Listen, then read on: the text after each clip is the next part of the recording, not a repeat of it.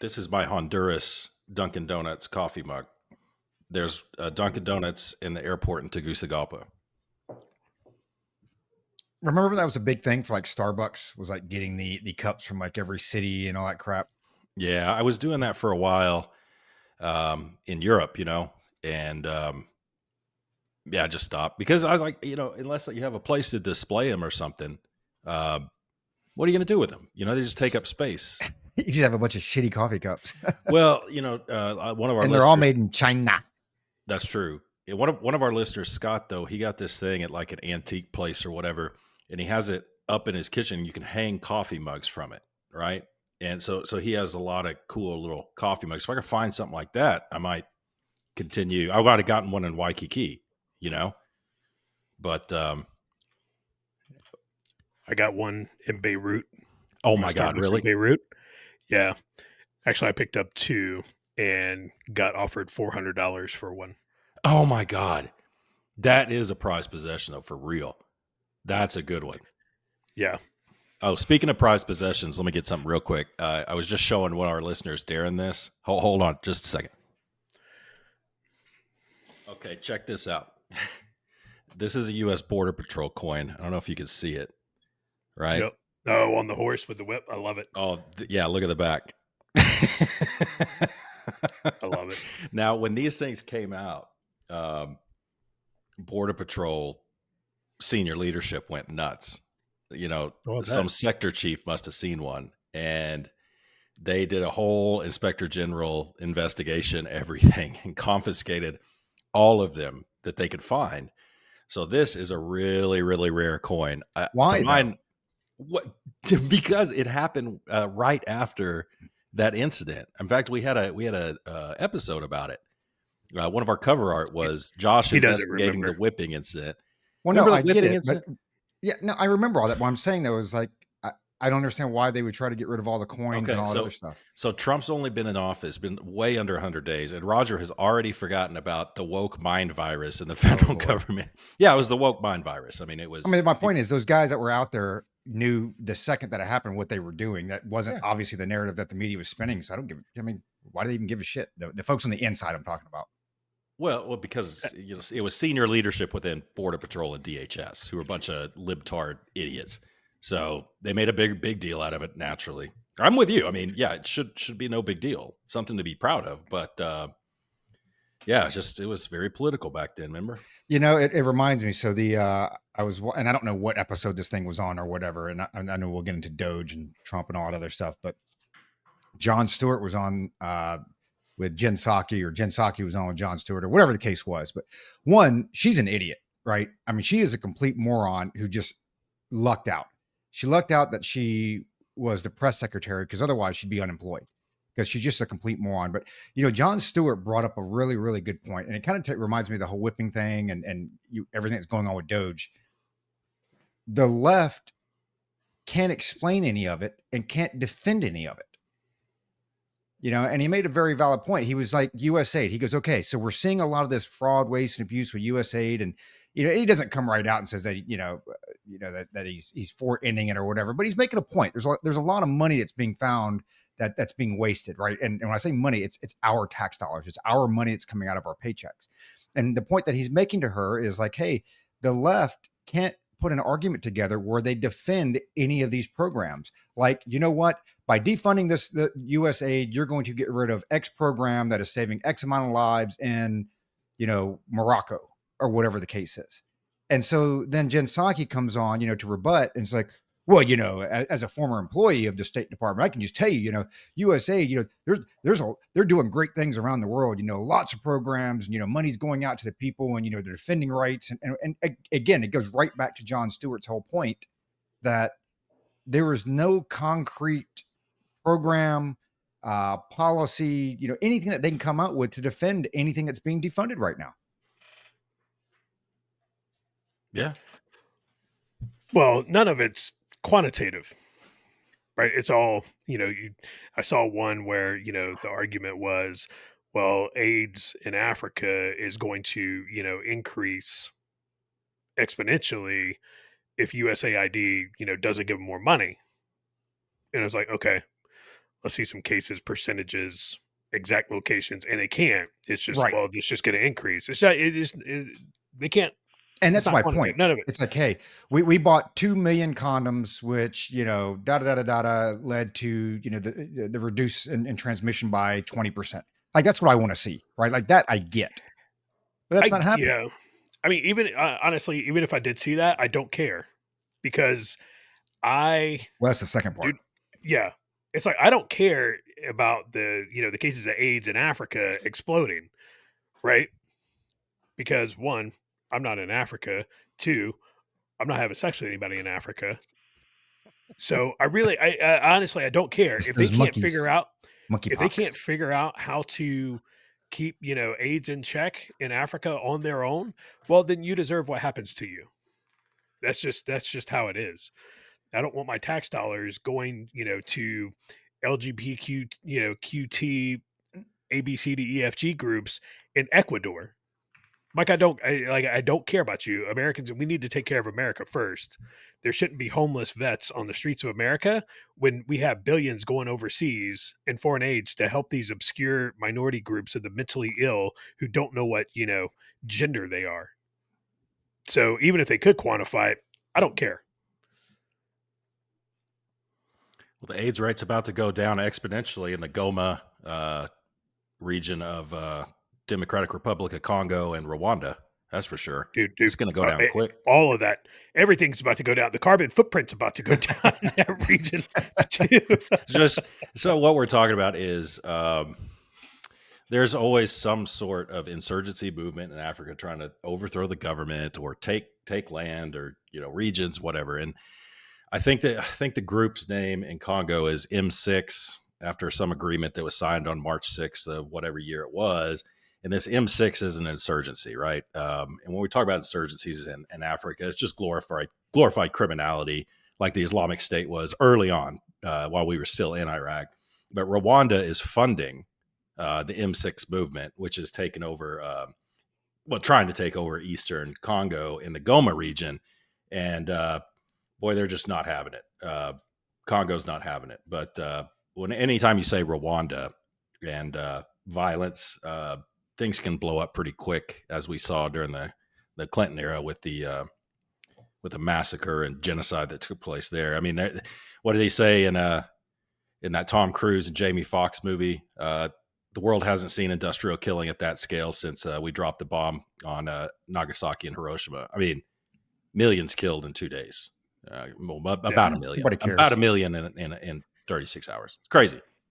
But again, what difference does it make? I watched, sorry to be rambling here, but I watched the Netflix special. We actually finished watching it last night with my wife, called Surviving Black Hawk Down. And shout out to Tom Satterley, who is the main Delta operator, speaking about that experience in that series. I think it's 3 parts.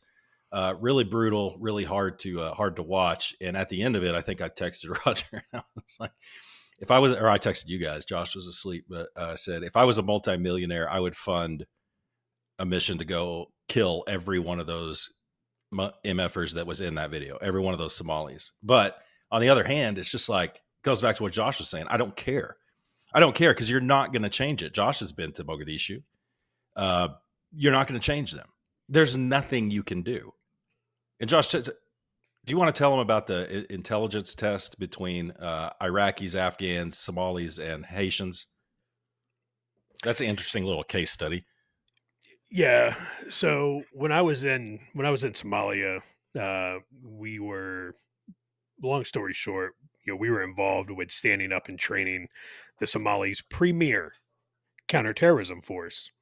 And one of the things that we did in Somalia, we also did it in Iraq and Afghanistan, was we administered a test, and it's a basic IQ test, right? All it does is test to see how much horsepower you have under your hood.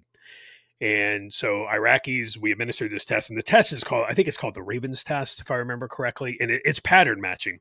So it's culturally agnostic. It doesn't matter what language you speak. It doesn't matter what part of the world you're from. It is just looking at a pattern and then matching it to, a pattern. You have a little, a swatch cut out, and then you have 4 patterns to choose from, and you just match it to the pattern that matches it. That's it. That is the test. right? So it doesn't matter where you're from, language, ethnicity, whatever. It's just to see how much horsepower you have under your hood. So we administered it to the Iraqis. The max you can get on it, I believe, is a 60. The Iraqis baselined out at like 50, 51, which is not bad. The Afghanis, right? Because I went to Iraq first, and I was like, man, Iraqis are not that smart. Then I went to Afghanistan, and I was like, wow, Iraqis are really smart compared to your average Afghani, right? And the Afghanis baselined out somewhere around like the low 20s, maybe like a 23 or 24, right? That is abysmal, absolutely abysmal. Then I went to Somalia, and I met Somalis and had to work with Somalis. They baselined out on that test at a 13, which is the equivalent to a 6-year-old child.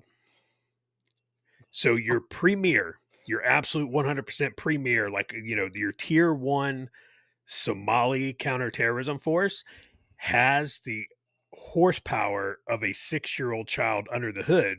And that came out into play. And this became a really big discussion when then SOCOM Commander General Votel came over and visited, and we briefed him on the findings, right? So I briefed him on some of the CI stuff that we found, within that formation, and the psychs were there, and everybody was there in the room. I had a very brief part, but he did not understand why they were not further along in their training, right? He was like, why have they not moved to CQB yet? And the psychs had to explain to him that based on the fact that you're dealing with a group of folks who are the equivalent, have the mental equivalency of a 6-year-old child, you are never going to get to CQB. No, you are going to peak at getting them to point their weapons in the same direction as everybody else. And that's going to be, and then some very, very fundamental, maneuver things, right? Other than that, that's it. That is the max output you're going to get for that force, because that's all you got. Right? They can't process anything else. It was wild. I think with a 6-year-old, you could possibly teach a group of 6-year-olds the ABC, simple ABC of clearing a room. You could possibly do that. The problem is, as you were saying, they couldn't even make it to CQB. There's a lot of other stuff that goes into the process before you actually kick the door and go in, right? You got to have your freaks right. You got to have your call signs right. All this stuff that requires just a little bit of horsepower. You remember that, guys, we'd wear the quarterback sleeves on our arms just so I could remember all the damn frequencies and, 9-line and call for fire and all that stuff. So yeah, that's amazing. How could you possibly succeed in that mission when that's what you're dealing with? Unbelievable. Well, you take a look at Somalia as a whole. They haven't had a formalized education system in over 3 decades. Like, everybody who has a legitimate education in Somalia had to leave Somalia to go get it. Your average Somali did not graduate elementary school because there's not any. So, when you talk about that country and trying to get that country back on its feet, you can't, because you don't have a base to build from. Honestly, to fix Somalia, and this sounds terrible, you would have to kill everybody above the age of 4. I'm telling you, it would be, you would have to turn the computer off. Come on, maybe like 10 or 8. No, not no, 4. nope. Like the 5-year-old, you got to schwack the 5-year-old. Yeah, you got to schwack the 5-year-old, because by the time they're 5 or 6 years old, and this is when we also saw this, by the time they're 6 years old, they already understand that they hate the clan down the road. Yeah, that's a good point. Simply because they're not from their clan. Josh, right? I want to caveat, because I think what Josh is saying is that Somalia will never be fixed. I don't think he's advocating for genocide. It'll just never be fixed. But so, Roger, it won't. You've seen the movie Black Hawk Down. You probably read the books. I don't know. I think you've seen the documentary. No, I haven't. I saw the previews of the documentary. Okay. But yeah, I haven't started yet. Watching it, I was just thinking, and I don't know if Josh has anything to say on this. He probably does. If that could have been even worse, if your average Somali with an AK-47 had any level of basic rifle marksmanship. I mean, they were just spraying and praying, man. Think if they had BRM level 1, how much But they'd had all been worse. dead. Oh All the man, it U.S. would have forces, been right? They'd really have been bad. dead very quickly. Oh my God. I mean, you always think, hey, man, it was bad enough, but I guess it could have been worse, you know? So Well, with if it that would have test had you're talking about, Josh, so you're saying it probably wasn't a good idea to put like Afghans and Black Hawks, make them pilots, stuff like that. absolutely not. So why is that? So I haven't seen the test, right? But I heard you describe it, so patterns or whatever. So like when you talk about that, you're not talking about education. I mean, there's some cognitive ability that they don't have, right? Right. Right. So I wonder why that is. I mean, because that's not an education thing. That's something you're born with at that level, like patterns and shapes and that type of stuff. So I'm wondering why they just have like lead in the water. It should there's no education system to teach them. Yeah, it's just that cognitive ability, right? And I mean, you learn cognitive ability in school, right? I mean, you're born with a certain amount of it, and then you can increase it by doing the little mind teasers, playing Sudoku, doing crossword puzzles, stuff like that. But you can't, you there's no education system to teach them anything, Yeah, I guess that's my right? It's question. Is like, I look at like the picture you sent over? I'm like, I'm not. I would like to believe that I wouldn't necessarily have to go to kindergarten to be able to realize that number 7 fits into that pattern there. Maybe, Well, I right. don't know. well, Maybe I'm just too far this removed is from the it. whole bell curve, and I'm no evolutionary biologist or anything, but cultures differ, right? Certain cultures are Sure. more intelligent than others. Like look at the Egyptian culture, uh, you know, pre-modern day, right? Very intelligent. I don't know how they did some of that stuff, but they did it. And meanwhile, down in Congo, Somalia, they haven't progressed. Afghanistan, they haven't progressed past the 6th century, really, or the 7th century. Not really. They are given all the technology they have. They employ it however they do.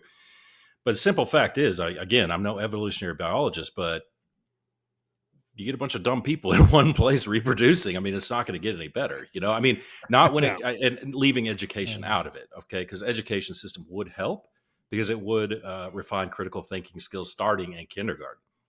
You know, even with pattern recognition, you can get better at it if you practice, which is what kindergarten and first grade really are. It's what learning to read is pattern recognition. So anyway, I don't know. That's Yeah. my view It's on it. just yeah. If you want to fix Somalia, that's what you're going to have to do because there's no way you can't because there's no foundation to build off of. There's none whatsoever. And anybody who's educated, like some of their elected officials, even their elected officials, we dealt with some of them. I mean, you're probably dealing with an average United States high school student. All right, and they went out of the country to get educated, but even then, they might have gone to Ethiopia to get educated, or they went to or back in the day, Yeah. especially some of the older ones, they went to Libya in the '60s to get educated.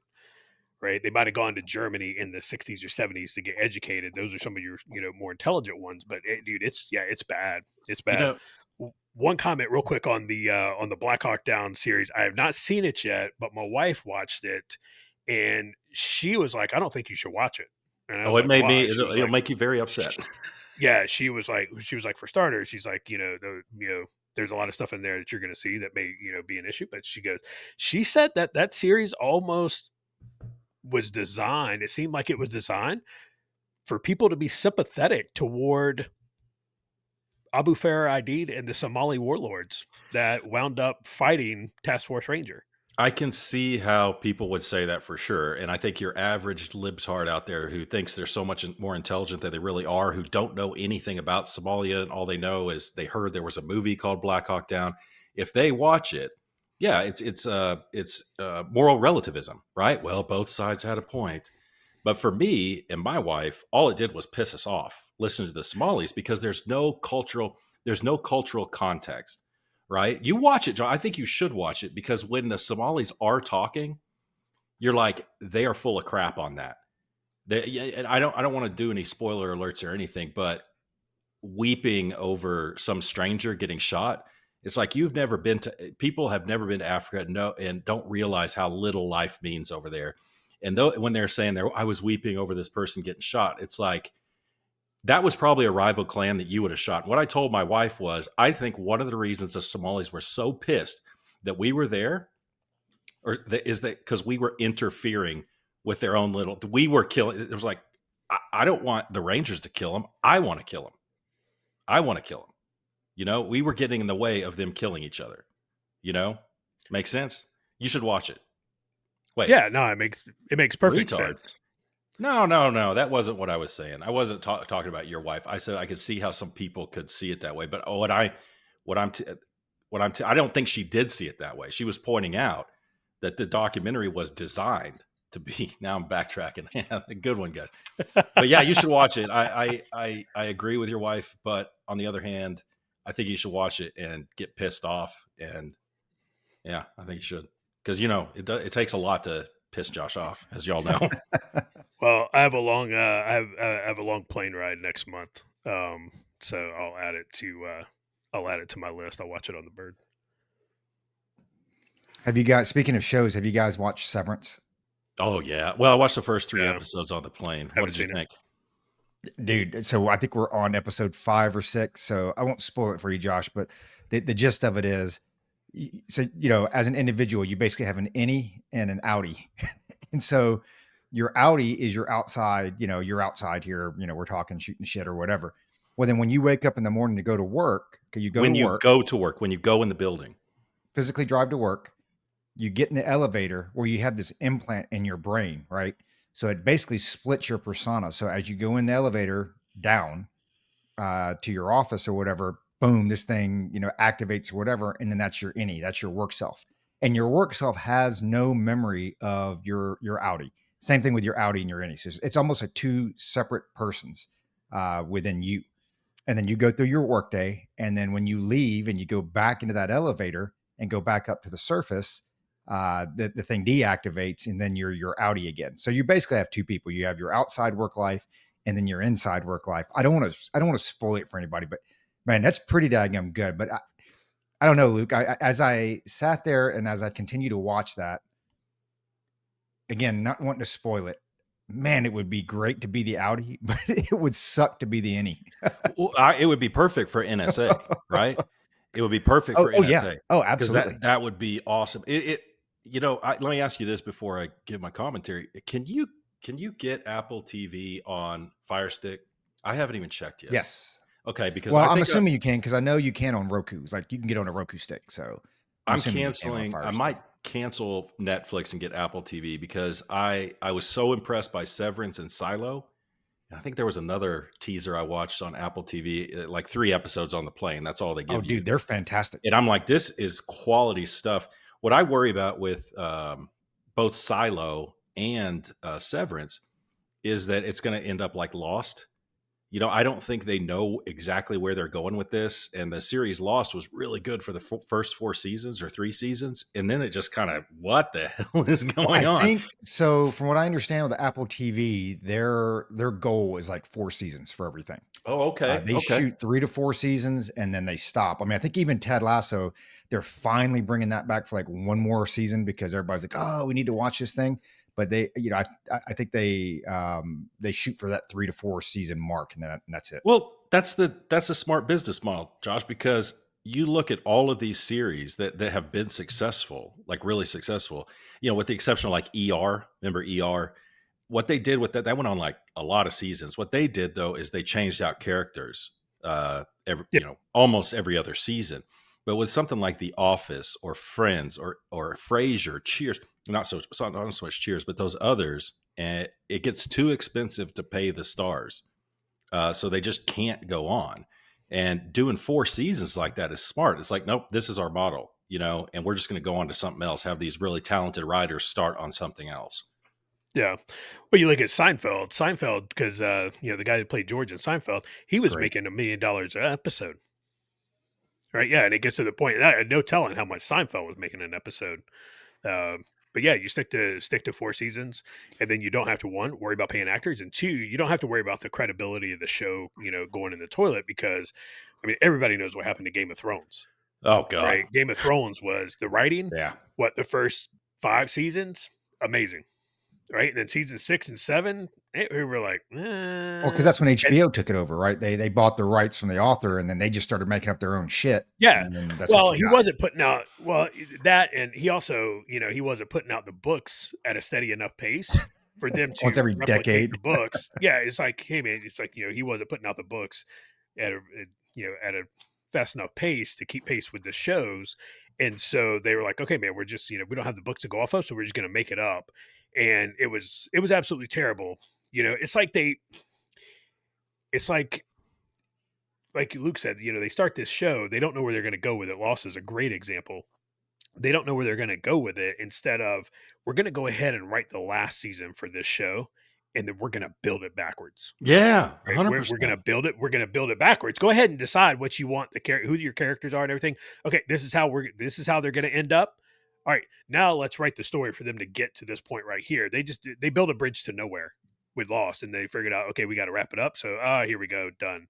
You're like, this is absolutely terrible. The only series that I've seen that closed it out in a great way was Breaking Bad. That was it. That's the only series I think I've ever seen that And even that, they really came out closed it with out. follow-on movies and then prequels and Well, they stuff had like the that, one, right? yeah. Well, El Camino they had the movie El Camino because they had to. People demanded it. spinoffs, People was right? like, Yeah. we have to know what happened to Jesse Pinkman, and they did a great job with El Camino. They were like, we're Mhm. not going to do a series about it. We're going to do a movie, close it out, done. And then Better Call Saul. They had that spinoff, but that's not, it's not related back to Breaking Bad. It's just, it's just Saul's character, which is a great character. But they did it the right way. They were like, okay, to close out Jesse Pinkman, we're not going to do a series. We're going to go ahead and just do a movie. Done. Right, El Camino, that closes him and his buddies out, and then but they closed that series out the right way. They did it very well. You know who does it well, for talking about series, and it's because everything we talk about, it's all character centric, right? Look at the Law and Order series, man. Like even today, but I think with Law and Order, and you have Law and Order, SVU, whatever, they are not so character centric. I mean, you've got one that she's got one or two that they're kind of the mainstays or whatever, but they are really relating to what's going on in society at that point. And it's very, very easy to shift characters in and out, which they do every 2, 3, 4 years. Detectives change, that type of stuff. So I think that's man, I think that's been running like over 20 years, man. But I think you can do that with something that's not, it's kind of like wrestling, right? The longest episodic, TV show right now is it's wrestling. It's WWE Raw. And it's because, yeah, you have main characters, but they phase in and out, and it's not so character centric. It's about the product itself or whatever, the storyline. Have you guys ever seen the Harry Potter movies? Bits and pieces, but I wasn't a huge tracker of it. One of our listeners, I think Ted, was telling me, the Harry Potter, whatever, and it's just pretty good. And I'm sure the books are better, but so I was on that long plane ride. Y'all know the one. And I was like, you know what? I've watched most of the stuff on here. The other half I don't want to see anyway. Let me start the Harry Potter series because I'm going to be on a plane a lot for the next couple months. So let me just start it and see how it is. I watched the first one and I made it through, but I was like, this is a kid's thing, man. I'm not interested in seeing the rest because it's purely a kid's thing. The plot, whatever. Hogwarts, I just didn't get into it, man. It just wasn't for me at all. No, I think my daughter's into it pretty big, but I don't know. Maybe it's one of those things that's depends on where you're at in your stage of life, right? Like we grew up with The Simpsons and wrestling, and younger than that, Different Strokes, Silver Spoon. So I guess it just depends if you were a teenager or whatever in those years. Yeah, that probably it's like, hey, that's my show. It's like you can identify how old your kid is, or how old somebody's kid is, and how old they are. When they became a parent by like the kid shows that their kids watched. My boy was Blue's Clues and Bob the Builder and this and that. And nowadays, you hear some of the kid stuff. It's like my grandkids, like I have no idea what they're talking about. I mean, when it comes to that child, maybe the Harry Potter is more for children, like preteens. Back in the day. But, if you're talking about like teen stuff, I could tolerate those. What were those movies? The Hunger Games movies. I could tolerate those, but. Yeah. So the other one we were watching was Silo. And you said, now, have you read the books for Silo or have you seen the series? Just the series. I heard the books are just excellent. Are they? Okay. Yeah. I've got them from our local library, but I haven't listened to it yet because I think it's 2 seasons out? Or just I don't know. But are the Silo series, like they're called different ones? Like the first one's called Wool or something like that? Wool, yeah. Okay, yeah. I've heard those are just excellent. So hopefully Apple TV doesn't mess it up. But it doesn't look like they will. But No, they do a good job. I think the only one that I don't care for is is the what was the one about the morning show? I tell you what, I don't know if you watched the morning show or not, but it's basically about the downfall of like all the sexual assault and harassment that happened in like NBC, ABC, and all that stuff, and it kind of puts it all together and into the series. But I can't remember her name. Witherspoon, Reese Witherspoon is in it, and she like turns total lesbian. I actually stopped watching it because I tell you, I used to like her as an actress, but I think that role for her, man, it's very, very degrading. And I'm not saying that being a lesbian is degrading. I'm not saying that at all. I think when you look at when you look at her role and the position that she plays in that role as an actress, somebody of her caliber at that level, I don't think that episode or that series has done her career a whole lot. Like that is one of the, especially at where she's at in her career, it's very, very degrading. But the first couple seasons were pretty good. Once they went down that lesbian role with her, I couldn't get into it. So pretty much stopped watching it. So on to, I guess we can get on to more important news here, right? Doge. So what are we thinking, Luke? I like what I'm seeing so far. I saw that Poly Market put out a Doge tracker. I'm looking at it now, dude. Yeah. Is it still at 43 billion? 49.09 billion. And Okay. I don't cut you off. I'll read a couple of the top ones if you're good with Yes, that. I go got it ahead. on my screen here. So, and this is the money they've saved, they've cut. So basically they've gone in and they've gone into these agencies and, you know, they just, dude, it's low hanging fruit. They're looking at the low hanging fruit that, hey, what can we chop off? Because again, what I don't think that the politicians understand and the left, well, a lot of the left are figuring it out, but the politicians on the left, it's our money, right? So when we read these numbers off, that tax they take out of your paycheck every single week, 2 weeks, month, whatever it is, however you get paid, this is where your money's going to. So Mozambique voluntary medical male circumcision, $10 million. UC Berkeley Cambodian Youth Enterprise Development, $9.7 million. Strengthening independent voices in Cambodia, $2.3 million. Prague Civil Society Center, $32 million. Gender Equality and Women Empowerment Hub, $40 million. Consortium for Elections and Political Process Strengthening, $486 million. Strengthening Political Landscape in Bangladesh, $29 million. Fiscal Federalism in Nepal, $20 million. Biodiversity Conservation in Nepal, $19 million. I mean, those are just off the top, right? And again, we're talking at 49.09 billion right now, which is they are at 2% of the 2 trillion goal. That's what they're shooting for. They are looking to save $2 trillion, right? And that's probably over the course of 10 years because that's normally how the budget's done. Yeah. It's a lot. And, you know, a lot of folks haven't worked in the federal government for, I don't know, 15, 16 years. And then being a soldier before that for almost 10.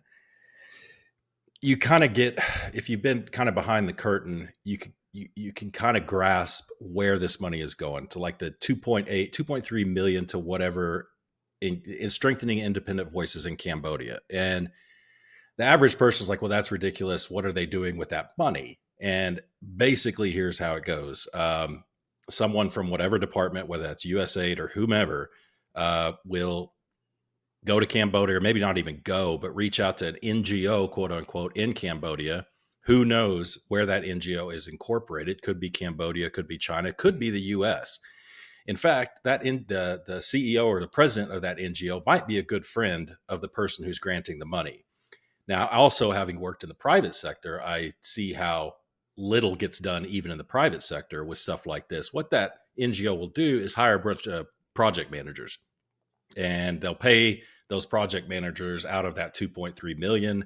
And those project managers will come up with a bunch of project management products. Like, this is what we're going to do. These are the steps. This is the RAID log, but nothing actually gets done. That 2.3 million is just paying people to develop projects. Very little of that money for projects like that, for smaller ones, very little of that money actually goes to do anything. Now, what I'm looking forward to, two things, is USAID is a big one. I think they were right to start with that. But I'm looking forward to the IRS, the Doge getting a hold of the IRS. And I'm also looking forward to them getting a hold of citizen USCIS, Citizen Immigration Services, not as which is DHS and Citizen Immigration Services, to see exactly how much money has been paid to Catholic charities and other NGOs to settle my immigrants who are coming in here claiming asylum. I think when you guys see that number, you're going to be. I mean, we've got it at the tip of the iceberg with those the Lincoln Riley's killer being housed in the Roosevelt Hotel in Manhattan, New York City. I mean, what was it? Something like 29 million to house immigrants in Manhattan at luxury hotels. Stuff like that. I mean, that's just the tip of the iceberg, y'all. I'm telling you. And it's getting to the point where people are starting to get bitter. They're starting to be upset. It's like, I'm not paying taxes this year, and now that they're auditing, or not auditing, but now they're getting a hold of the IRS. Word around the campfires, they're cutting 15,000 employees. It's like, I think I'm going to wait as long as possible to do my taxes this year because, I'm going to wait till, 12 or 11:59 p.m. on April 14th or April 15th, actually, to hit submit on my taxes because, hey, I don't know, man. Josh, do you think that all of this, first of all, I want to go back to the 49 billion. Okay. I like what I'm seeing, like I said at the outset, but 49 billion is a drop in the bucket. Okay. Yeah. Talk about the 49 billion, but also talk about what you're going to save over the next 10 years, right? Like they always do in the budget, right? Well, we're going to save this much over 10 years. We're going to spend this much over 10 years because 49 billion is a drop in the bucket compared to, what is it, 39 trillion in debt right now. It's a drop in the bucket. Now, what it could do is help balance the budget, right? It could help bring that closer, but that's not necessarily paying down the debt. Okay. Those are two different things.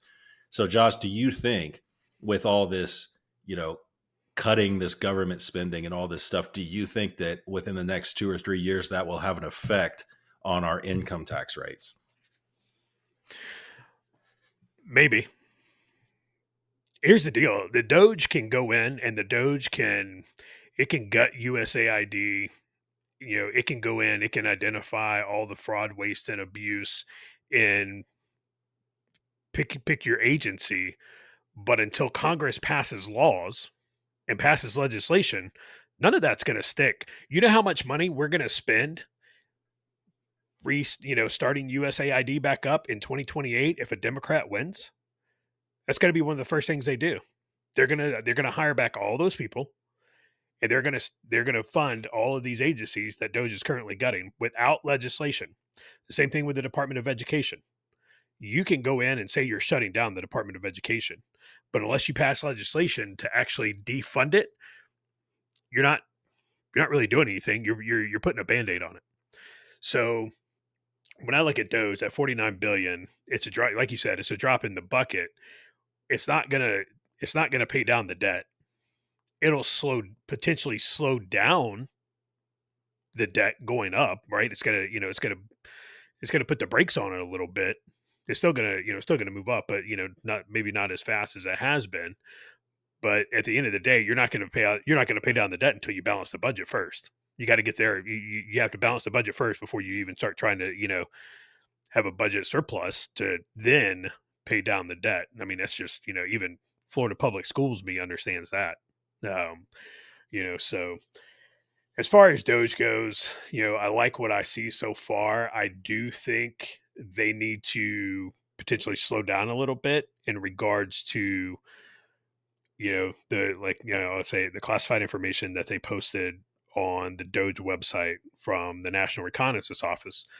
So the National Reconnaissance Office, for those who may not know, they are in charge of basically all of our intelligence collection based on satellites, right? So they do some incredibly, incredibly sensitive stuff. And, the Doge basically posted their budget and their basically their head count line and block chart, which are classified. There's a lot of organizations out there to where, budgets are classified. There's a lot of money out there that is allocated, through legislation, through Congress for government programs that falls into the classified arena. Now, there are ways to audit and manage that stuff without releasing that information to the public. Doge can, Doge has the clearances. They have their TSSCI, stuff. They can go, sit in the skiff and do that. To just arbitrate, they just started throwing it up on their website, and I get it in a way, right? You may not always know what you're looking at, and even those of us who dealt with classified for decades, you didn't always know what you were looking at, right? You're like, man, this could be classified. I don't know. We do overclassify a lot of stuff. We've all seen that.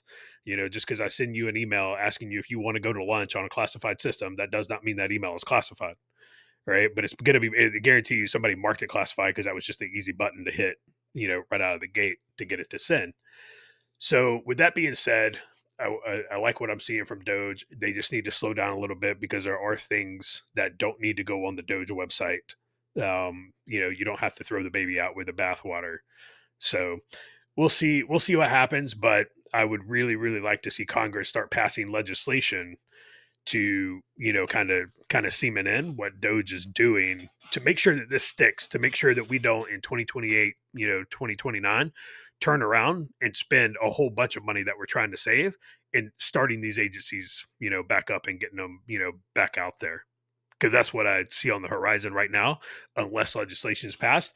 And Trump has 24 months to do that before he loses either the House or the Senate. Because he's going to lose one.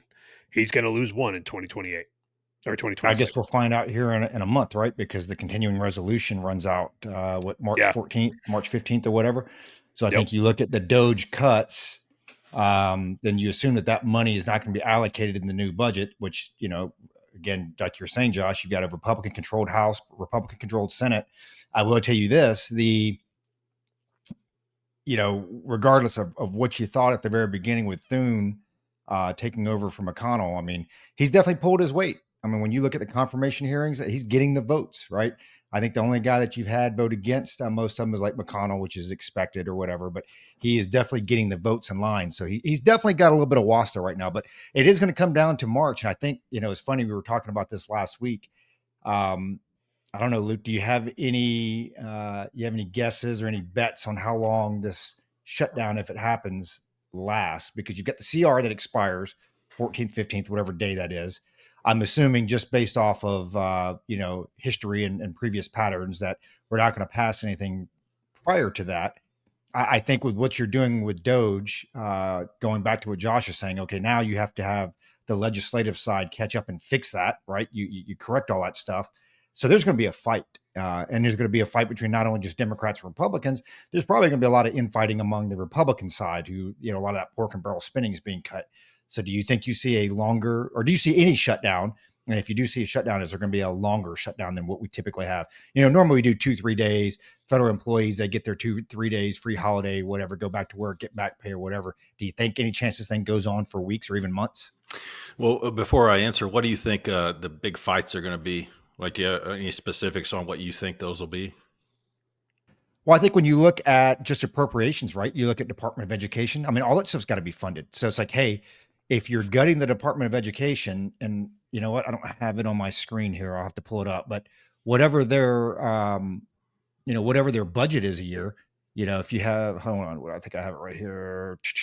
Anyway, I'll pull it up. But whatever their budget is, however many billions of dollars, you say, okay, well, you know what? If we're gutting it, I'm only going to give you 10% of your budget because, you can't just shut it off, right? You can't just turn the spigot off. So I think when you look across all of these departments, you're going to have to see a significant 10, 15, and maybe even more, 25, 30% cut. So, I mean, DOE being Department of Education being the big one that's off the top of my head. But even when you look at Department of Energy, they just laid off 2,000 people, right? And again, like you're saying, they're drops in the bucket, but it's a couple points here, it's a couple points there. The stuff does add up. And I think that's where the infighting comes from. Yeah, I could see it going one of two ways, right? And that's kind of a wishy-washy answer, but still got the honeymoon phase for Trump, right? So he might want to see something fly right through. In that case, you don't have a shutdown because his approval rating is going to drop if there's a shutdown, regardless if it's Congress's fault or not. His approval rating will take a hit. If there's a shutdown, maybe. I don't know. The way things are going lately, I don't know. We're in a weird phase right now, but I could also see it being a big fight, like you said. But to answer your question, if there is a shutdown, it will be the normal 2-3 day thing, no more than 3 days. I don't know. I tend to side on they'll figure something out so that everybody looks good. Democrats will fight. A couple of Republicans might be a problem, but I think they'll fall in line. So we'll see. It's 15th of March, you said? Yeah. Okay. Well, yeah, it's either the 14th or 15th. the Up. So 14th like the Department of Education, their budget's $268 billion, right? So if you're gutting the Department of Education, then maybe you don't get 268 billion. Maybe you get 50. Yeah. Well, it's a big chunk. That's a huge chunk. Maybe Trump should go down the Obama road of just a sequester. Everybody is going to cut 10%, off. I could see that happening. Maybe not across the board. I don't see him doing it with Department of Defense. Who knows? Maybe he will. I don't know. Because 10%, I think we're all seeing 10% could very effectively be cut off the top if you cut in the right places. Obama's problem, if you remember the sequester, Josh? You remember that? Yeah. It was just a flat 10% off of everything. That was the wrong way to go. It's a total wrong way to go. And I don't think that's the right way. I think, what do you think about the shutdown? You think it'll be averted, or what do you think? I don't think honestly, I don't think it's going to be averted because here's the thing. Go back and take a look at which Republicans are up for re-election this year, right? Back in their home districts. Those Republicans are going to have to toe the line of you either get on board with Trump, or depending upon where you're from, you might have to go against Trump and say, no, we got to fund, X agency that Trump's like, no, we're not funding it. Right. So, and it is well documented that Republicans do not get on the same sheet of music. They do not get in step with the party right out of the gate. Now, some may argue that's a good thing. Some may argue that's a bad thing, but it is what it is. And so they don't get in lockstep like Democrats do. So you're gonna have some Republicans that are, they're gonna be on the fence of, man, I can't get on board with defunding the Department of Education because I'm gonna, that's gonna jeopardize my race back in small town USA, wherever it is, right? So I think there's gonna be a shutdown. How long it's going to be, I don't know, but I think there is, because the other thing is too, Trump, like you said, Trump's approval rating goes down if he signs a CR that funds any of these agencies that Doge is destroying right now, that Doge is gutting. He loses his credibility, and that right there, people are going to abandon the Trump train. Not Roger, right? Because he's driving it. He's a conductor. But people are going to abandon the Trump train. Josh is already ready to jump off the train. Got it. No, I'm not ready to jump off the train, but I'm going to call balls and strikes as I see them. Right. So it's going to be interesting. March, that week is going to be very interesting. And there are going to be some Republicans that are going to, hey man, they're going to be without clothes that week for sure. Cause it's going to put people on the fence. It's going to put them in the spotlight. Hey, you're either on Trump train or you're not. And that's going to, it's some, that will dictate their future political career. I don't know how true it is, but have you guys seen the posts on X about the housing market in the DC area? All the ones that was on the market? That was dumb. I haven't seen it. I heard something about it, but I haven't seen it. That's not a real scientific way of doing things, is to look on Zillow and see how many just went on the market. Maybe it's something. There probably is something to it, but I didn't like the scientific piece of that. It's like, it is a strange time for it to happen, though, in freaking February. That is a strange time. I still, Roger, think that I want to go in another direction, because I can't remember which one of you is for or against the Gulf of America and the AP getting kicked out. But what do you, because I don't give y'all can have y'all's little fight about that, because I don't care. I was reading I can't remember who's for or against, like I said, But I'm reading it and I start thinking of my college days of philosophy of language and semantics and meaning and names and all that stuff. And I was like, I don't think that's what Josh and Roger are talking about. But I am all He just for. called us stupid, but whatever. No, Yeah, no, yeah, no. he did. Y'all are practical. Y'all are practical. You're not retards. I'm going to stop it right there. I'm all for, speaking of houses moving out of DC, I am all for moving headquarters out of DC. Like, for instance, FBI headquarters, there's talk about it moving down to Alabama, so on and so forth. It doesn't make any sense why the Department of Agriculture shouldn't be in Kansas or Nebraska, to me anyway. Department of the Interior, that needs to be in Wyoming or Montana or Idaho, so on and so forth. Department of Energy needs to be in New Mexico or in Oak Ridge, Tennessee. One of the two. Move these headquarters out of DC, and you'll probably get more quality people in there. But I don't know. So real quick on the, and I just saw some of the posts on X. So I didn't, obviously I thought it was funny about the housing market. It's like, oh, look at all these, houses popping up for sale.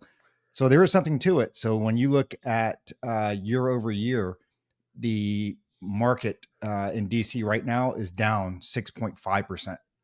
That's pretty significant, and they're attributing a lot of that to federal buyout, people losing their jobs, think they're going to lose their job, because you're going to have a lot of people that quit too, right? You have a lot of folks. I think when you look at the one that DOE just had, Department of Energy, it was any federal employee that was still in their probation period. Basically, your supervisor or your whatever that level is that was delegated to had to pretty much within 240 characters justify why you shouldn't be fired. So they fired 2,000 people, man. So it's I think when you look at that all across the board and folks that took the buyout, I think right now what they're saying 75,000 people took the buyout. So have you heard any details of the buyout? Like, yeah. So I understand they get paid to or through September. To September 31st. Yeah, or and no 30th, other benefits. Sorry. Now, is there a bar to them coming back on federal service for any time period? Yes, and I don't remember the time period, but I have a friend who occasionally listens to the show, and she was actually considering doing the buyout because she doesn't like who she's working for, of course. She says it's getting better under this administration, but she's not real secure in her job, right? So, because she's on probation. She's had the job for less than 2 years. So she was considering just preempting and taking the buyout, but she was advised not to because her agency is pretty safe. And it's one of those agencies I think if squared away is necessary. But she gave me the rundown. Yeah, it's payout through September. Benefits continue through September 30th, like health and so on and so forth. There is a bar on reentry. I don't remember how long she said, but it's actually kind of a good deal. The thing is, though, y'all saw that Iron Mountain. I guess the Iron Mountain where they store all the federal employees' retirement records and all it takes. They can only process like 2,000 a month or whatever, 7,000 a month. The thing is, with that buyout, if you got someone who's about 1 or 2 years thinking about retirement, they're not going to take the buyout because it's going to take longer than that to process the paperwork to get them actually retired. So another thing they might think about doing, Doge, is expediting the retirement process and giving them a bonus to retire if you're 2 years out, or what, not a bonus, but like a buyout to retire.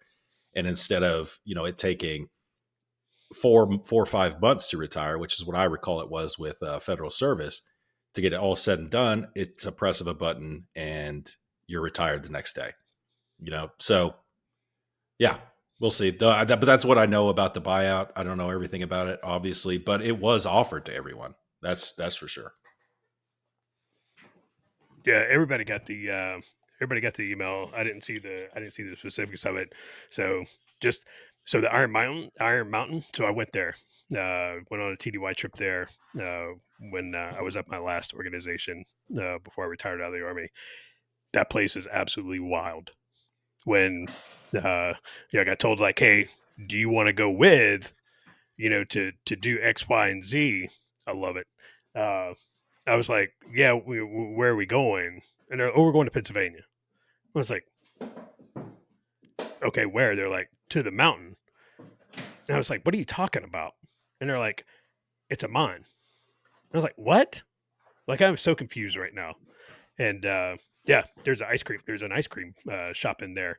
If you guys remember when we had Admiral Dave on, he's been there as well. It's a wild ass place. And when you think about what they're doing and how they do it, it's like, wait, hold on. So the most powerful country in the free world that put people on the moon, we're storing hard copy records in a limestone mine and we're moving around on tricycles and thumb drive. Like, okay, so I have some so I have some more questions on this. It's crazy though, man. It's crazy. But you remember, what was it, back in the 70s or something? Remember when it was the Department of Defense, like all, like a warehouse burned up. It burned up a bunch of service member Records. records and Yeah, I stuff. think it was like St. Yeah. Louis. Yeah. Yeah. It Yep. was out in St. Louis. Yeah, it was out in the Midwest somewhere. Yeah. So I mean, at the end of the day, it's really not that crazy when you think about it, but it's pretty cool. Well, Iron Mountain used to be part of the continuity government program, Yeah. and that book I was showing y'all, the report from Iron Mountain, was it's kind of a funny book to read because this author, nobody knows who he is to this day, put out this report from Iron Mountain. This is days before the internet. This was like in the late 60s, early 70s, and it was written like an official government document, and it's just this total conspiracy theory book about how, almost like, the New World Order, their headquarters is underneath Denver International. Kind of, it's a funny read because people took it very seriously. There were actually congressional inquiries based on this report that was just circulated before the internet even came around. So yeah, I was familiar with Iron Mountain. I did some research while I was reading that. It was a satire piece. It was a total satire piece. The dude was doing it as a practical joke, but there were some items of that book that were actually true. This was like pre-New World Order conspiracy theory thing. So, and hey, to our listener Darren, since I said conspiracy theory, I told him we'd mention the alien invasion. Done. Check. We mentioned that. And one thing we were discussing was one of the newer conspiracy theory cause du jour or whatever is this quantum computing code breaking theory, that quantum computing is going to get to a point very soon where you can break any code and you can break any cipher, any kind of crypto, and everything will be hacked all at one time. Everything will be available to everyone, banks, NSA, Pentagon, everything.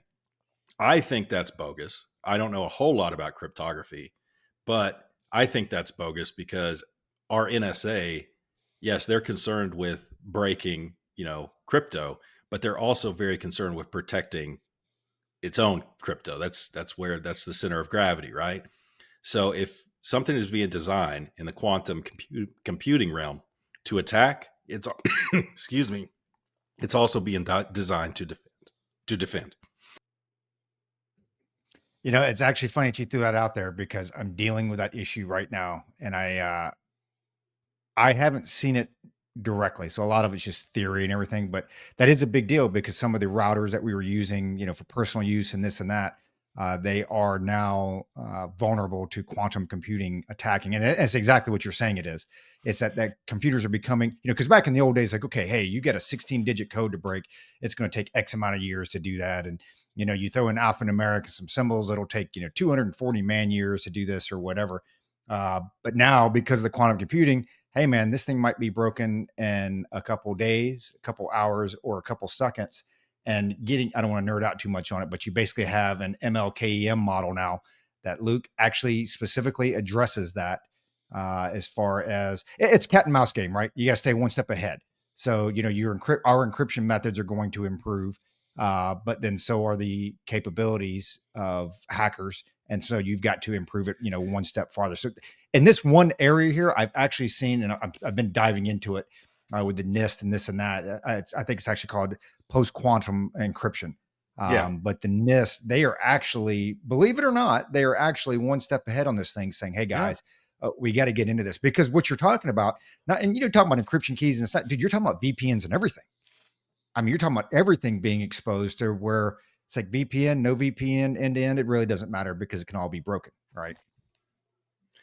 Yeah, I mean, I don't know a whole lot about it, not as much as you, obviously, but to me, just common sense, it seems like, well, if there's quantum, if you can beat encryption with quantum computing or quantum methods, surely you could have, like you were saying, post quantum encryption. You could use the same thing to encrypt your stuff. So we're back to almost square one. I there's so much stuff in that realm that nobody knows about except for the wall walkers at the big black box in Maryland. Makes your head hurt. And even have those guys, man. You talk to a lot of those guys and gals, man. A lot of them aren't even tracking it. I mean, it's like the smart of the smart that track that stuff. So I didn't know if you knew this. I was looking. Have you gone to Doge.gov yet? Yeah. Have you seen their website? Not for a couple of weeks. So yeah. So now it actually updated between like just a couple hours ago and now. So they've got a link on there, and I encourage our listeners out there to go through it, man. It's they talk about all the different government departments. So the executive branch, or actually, I'm sorry. So the U.S. government headcount 2.25 million. Right? Subordinate offices, 16,439 subordinate offices. And then it breaks it down like judicial branch, executive branch, all the different agencies or whatever. It talks about the regulations. Some of this stuff is just mind boggling, dude. It's like federal regulations by agency, Department of Treasury, their regulations, 14.52 million words in their regulations. 16,000 sections of regulations in the Department of Treasury. Stuff is mind-boggling, dude. That's the stuff that I'm hoping that, again, I think it's low-hanging fruit, but like Josh mentioned, we get into the you get into the midterms, you have the continuing resolution. We're really going to see where the rubber meets the road there. And like, hey, is it all talk, or are we actually going to do something here to balance the budget? Because that would be pretty significant, right? I mean, if we could actually get to a true balanced budget, not what happened during the Clinton years where we just moved public to private debt. But if we get to a point where we actually have a true balanced budget, and maybe even a dollar under to where we actually cut our national debt, that would be pretty remarkable, right? It would be very remarkable. I honestly, I don't know that we get there, because here's what they're going to hit. Because, so when Elon took over, then Twitter, now X, he went in and he basically culled it by 80%. Right, he fired 80% of the workforce, and it didn't even make a blip on the way the platform operated. You could absolutely do that with the federal government, but you're talking about the largest employer in the nation, which, a couple of things. One, the founders never intended for the federal government to be the largest employer in the nation, right? Especially the anti-federalists. The anti-federalists, and I'll just take this time, the anti-federalists were absolutely 100% correct. They've been proven correct time and time again. And if you don't know what I'm talking about, you should go read the Federalist Papers, and then you should go read the Anti-Federalist Papers.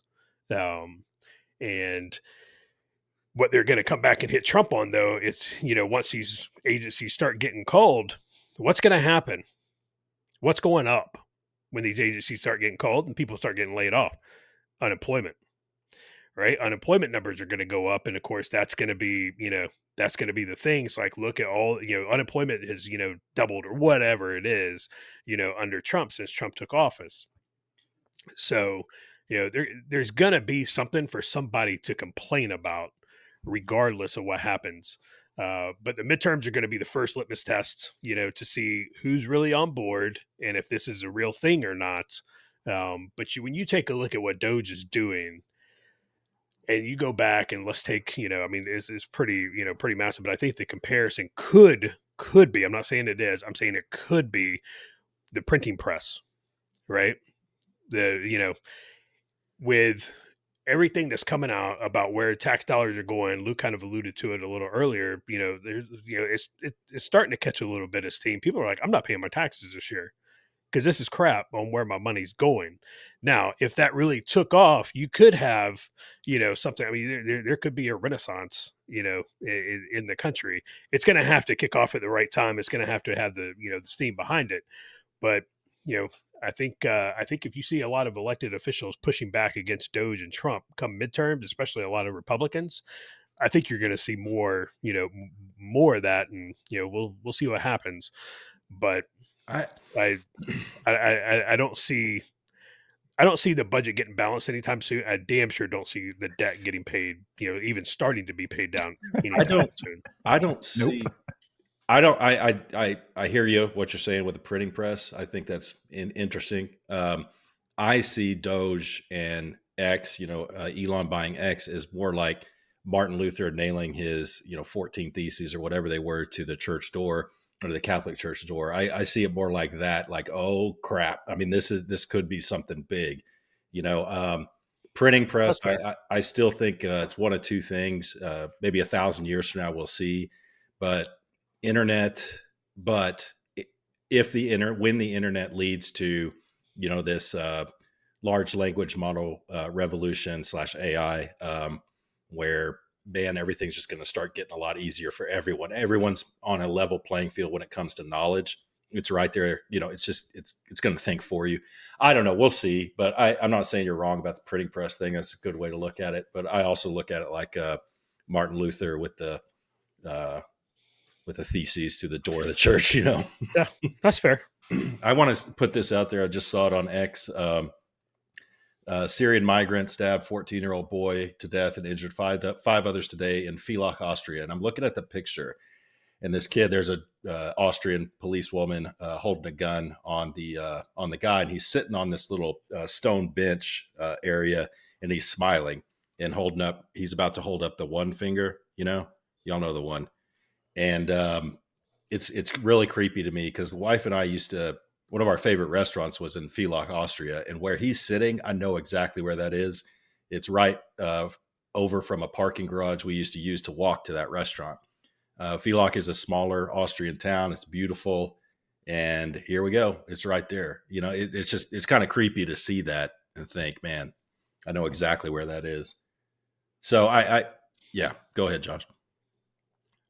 No, I was going to say, get into the whole Europe thing. Europe is getting exactly what they voted for. Oh, yeah. Right? Yeah. I mean, unfortunately, some people didn't vote for it, but they're getting exactly what they voted for. And the speech that J.D. Vance gave them yesterday, they absolutely deserve. They deserve that, and they deserve 100 times more when it comes to raking them over the coals for their absolute terrible, terrible immigration and social status policies. F Europe. All of them. Except for Poland. Because they didn't let any immigrants in, which is what all of Europe should have done. Well, Poland let a lot of Ukrainian immigrants in.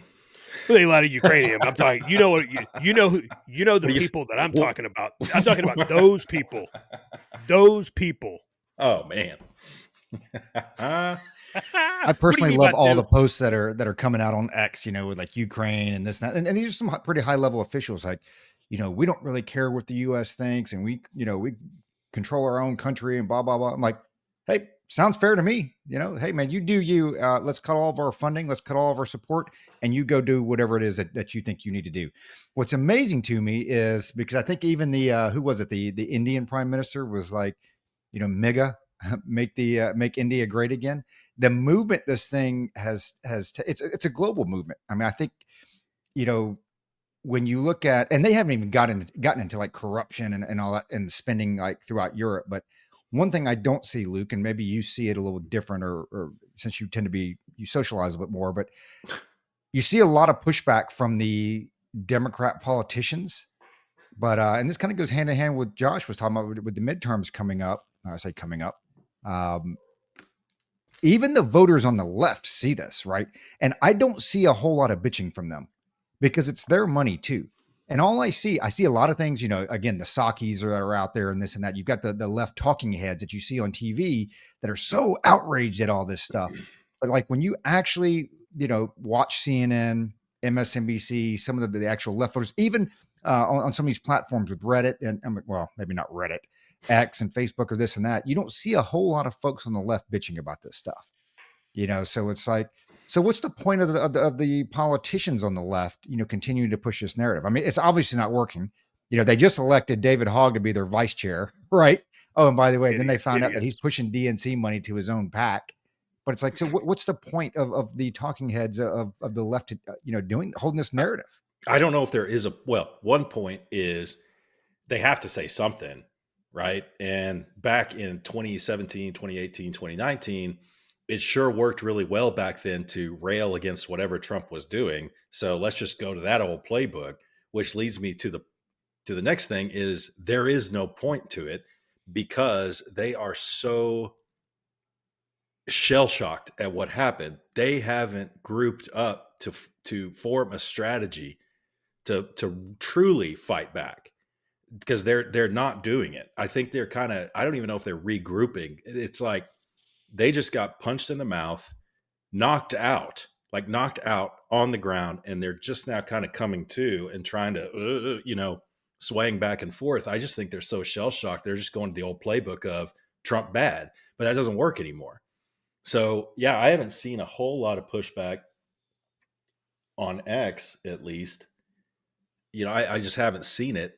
Uh, I don't think they formed a strategy on how to fight back yet, and maybe they'll coalesce come the budget negotiations and stuff like that. Maybe they'll coalesce, and that's the time they're going to fight back and form a strategy. I don't know, but yeah, I agree. I mean, how, like you said up front, really, it's like how can you be upset that they found this sort of graft within the federal government? I mean, a reasonable person, and I'd be interested to track Fetterman. I haven't been tracking him lately, but to see what's Fetterman saying about this, because he seems to be the voice of reason within the entire party, and he's not even, he's still a leftist, but I don't know. I may see what Fetterman's been saying, because he seems to have been kind of quiet. Who else has been really quiet is AOC compared to what she used to be.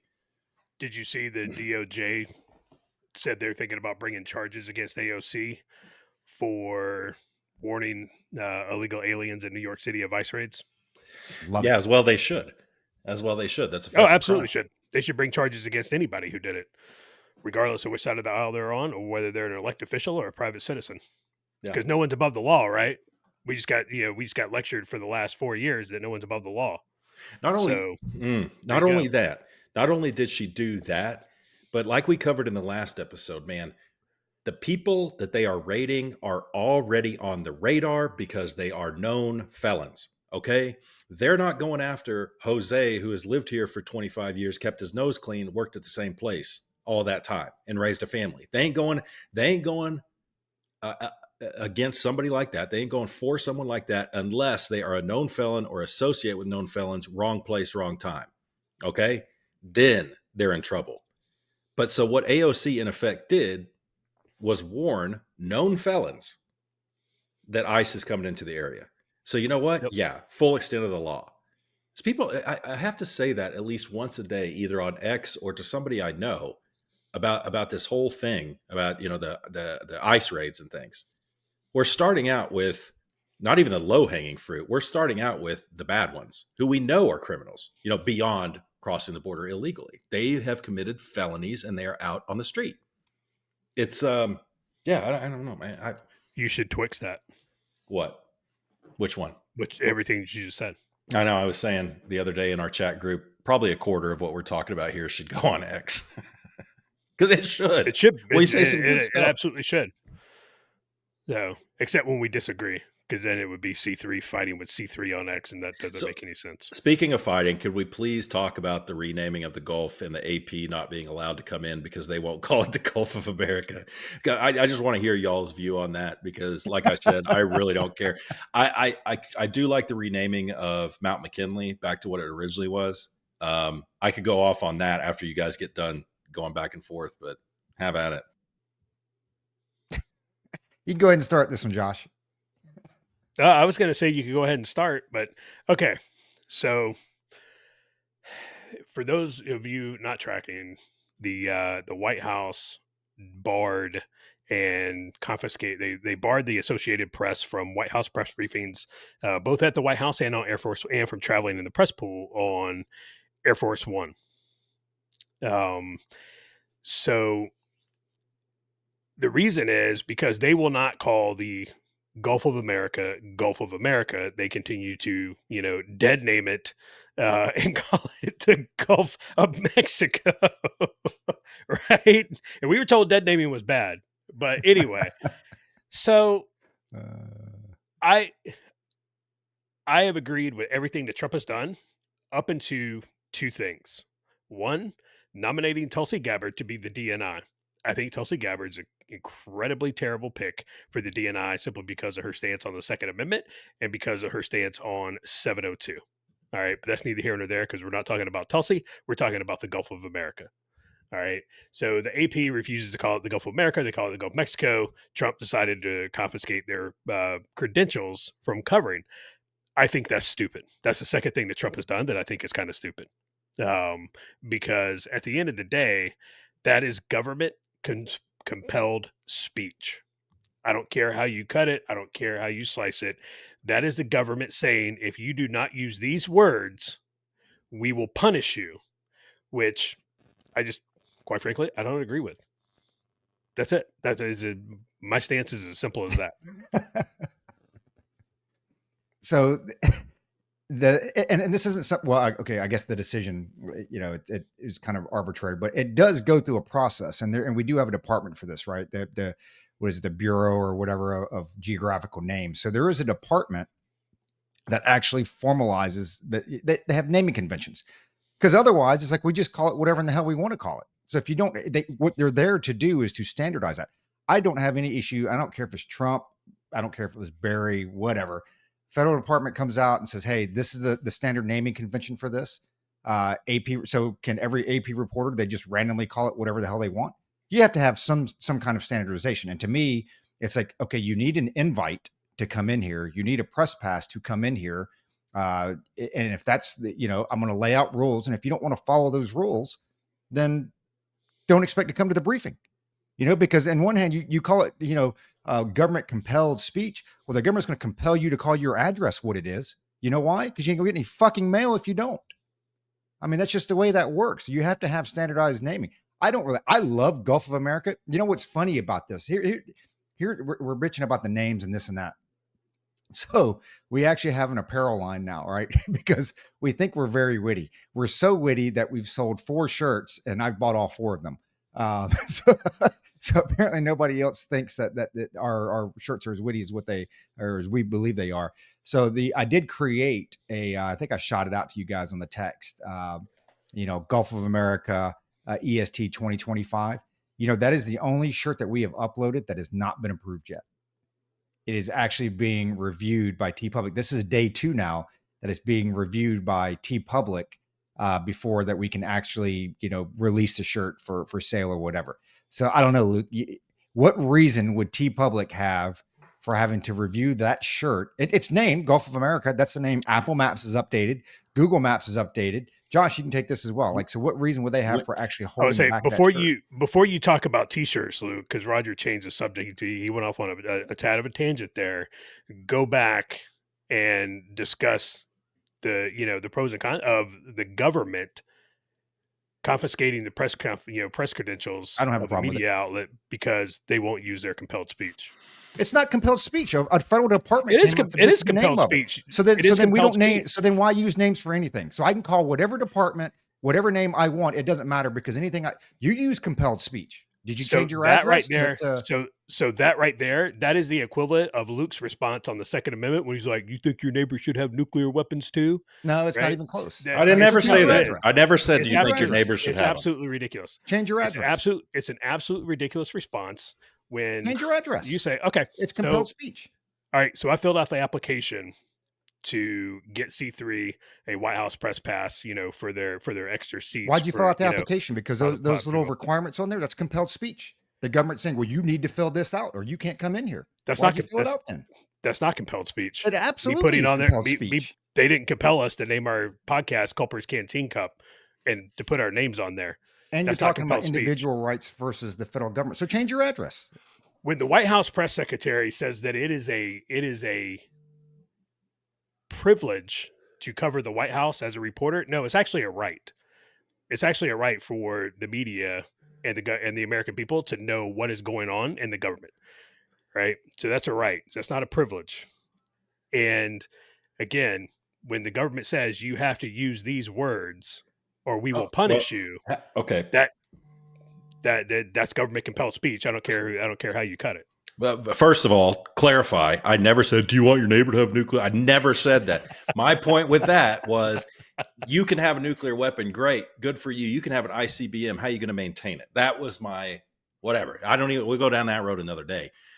How about this, Josh? Devil's advocate, because I already told y'all I don't give two rats patooties about this. But let's say that there's a national news story about a wart near Trump's anus, okay? And the press wants to ask questions about the wart near Trump's anus, whether he's going to get it removed or not, right? So the White House puts out, the press secretary puts out, you will refer to this as his anus. You will not use butthole, asshole. You will not say any of that. Anus. And the AP comes out and said, no, we're going to call it his butthole when we ask questions.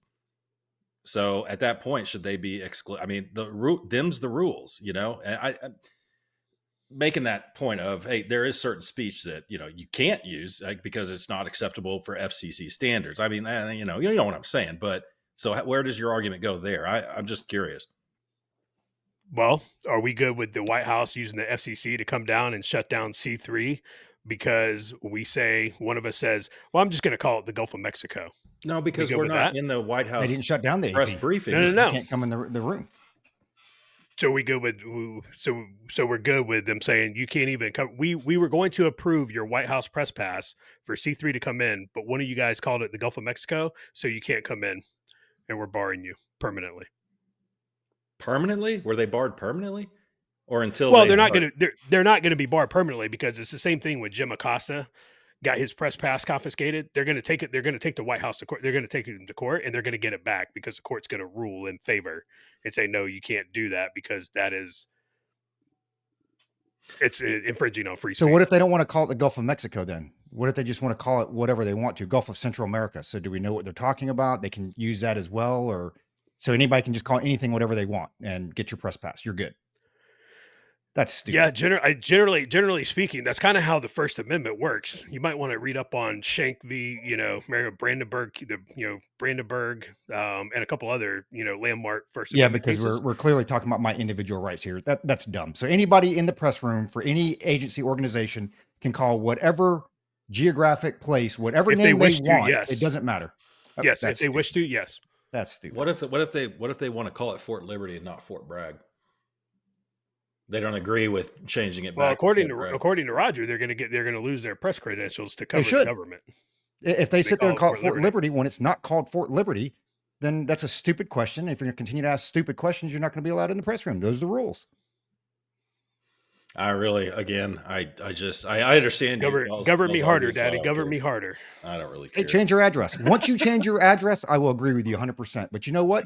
You're going to use that government compelled speech because you want your fucking mail delivered at your house. That's really funny government compelled speech, but okay. That's the funny. It absolutely is. You're going to call it what you're going to call your house. That's what the government tells you to call your house because you want to be governed harder, Daddy. That's comparing apples to avocados, and you know it. This is a great example of why our conversations, our thought processes are more elevated than your average person out there, and I'll tell you why. Because under the Biden administration, right? Under the Biden, think of this, Josh, from a liberal's point of view, and you too, Roger. Okay, from a libtard's point of view. And under the Biden administration, you've got the AP or whomever, Fox News or whatever, who the cause that everyone wants to talk about now is transgenderism and what's Bruce Jenner's Caitlyn Jenner, and Caitlyn Jenner comes up, and Fox News refuses to call Caitlyn, they still call Caitlyn Jenner Bruce Jenner. So the White House comes out and said, until you acknowledge that is now Caitlyn Jenner, you are barred from the White House press room, right? Now think of it from a libtard's point of view. They'd be like, well, yeah, of course. It's dead naming, like Josh made the joke earlier. That's right. It's dead naming. I got no problem with that whatsoever. But now the same liberal thought process is like, well, yeah, AP is totally, I'm with Josh on this for once, because it's just, this conversation, this argument that y'all are having, not me, is much more elevated than your average liberal thought process. And Luke just did that shit on purpose anyway. He wants to get us riled up. That's all he's doing. Well, he does. And, so I mean, hey, Roger, my last point on it, and Luke kind of used the example right there. When Luke comes out of the closet as Linda, right? And the government says you have to call him Linda. I just want to remind you that you ever call him Luke, I'm turning you into the authorities. Right? You're talking about apples and avocado. You brought that up. That's what that is. There's a difference between individual rights, my individual constitutional right, versus being allowed a press pass into the White House. They're not saying that I can't call him Linda, Lou, Luke, whatever the hell I want to call him. And the AP in their paper can write whatever the hell they want. But if you That's want how a it press starts. pass to come into the White House to cover it, you're going to call it by the federally recognized name that they lay out. Do you think the government allowing the media to cover the government, do you think that's a privilege or do you think that's a right? Did they say the AP can't cover the government? No. Well, they can't go into the White House. They can't So, fly on so, Air Force so, One. so the only way you neither cover the can government is C3. by being in the White House. Well, We cover the C3 government. can't because the C3 can't because we don't have a press pass yet. What is a press? What does that mean, by the way? Press credentials, press pass. What is that, like a piece of paper, like our old badge and credentials, or is it like what? Do you have to have a degree in journalism, or do you have to be hired by an approved I'll send media? I'll send you the link to the White House Correspondents Association page, and it'll lay it all out for you. But do you guys, either one of you, know what press credentials are? Like, what is that? Yeah, Like, and how do you what's get them? funny? it's basically a badge, not a badge, right? But it's a like a badge with Well, your how do you face get and it? your organization. You apply for it again. I'll send you. From who? The White House. From who? Who gives it to you? The White House? I'm saying, look, the White House. Like, if somebody, you see it I'll Google in that for the you. shows all the time. Yeah, that's to get in the White. Look, you hear it in the shows. You hear journalists say it all the time. These are my press credentials. The White House isn't giving somebody press credentials to go cover the war in Congo and Rwanda. People always talk about press credentials this, press credentials that. I'm a credentialed journalist. The White House isn't the one who decides, the New York Times reporter has press credentials who reports on the economy or whatever, or food. I'm saying, I don't know. I'm going to do some research on it. What you're sending me, Josh, is going to be what the White House considers to get into the room. But if I'm going to go down and cover like a homicide in Lubbock, am I a credentialed journalist? Like, what makes you a journalist? Yeah. Like, what makes you a credentialed journalist? It ain't the White House. I can tell you that. No, in the White House doesn't. Yeah, no, the White House doesn't make you a credentialed journalist. Anybody with a fucking phone camera can be a credentialed can be a journalist, right? Right. Now, but as far as credentialed, it depends. I guess we should figure that out and consider ourselves credentialed journalists. We should. Well, I think they had an boxes. issue, right? They had an issue out here during the 2020 election in Maricopa County because the sheriff, was like, you can't come in to look at votes being counted, whatever. And they're like, because you're not a credentialed journalist. And I'm actually tracking with you, Luke. It's like, okay, so what's the credentialing? And I don't know, maybe there is one. Like, so what's the credentialing authority for? Well, you're considered a journalist.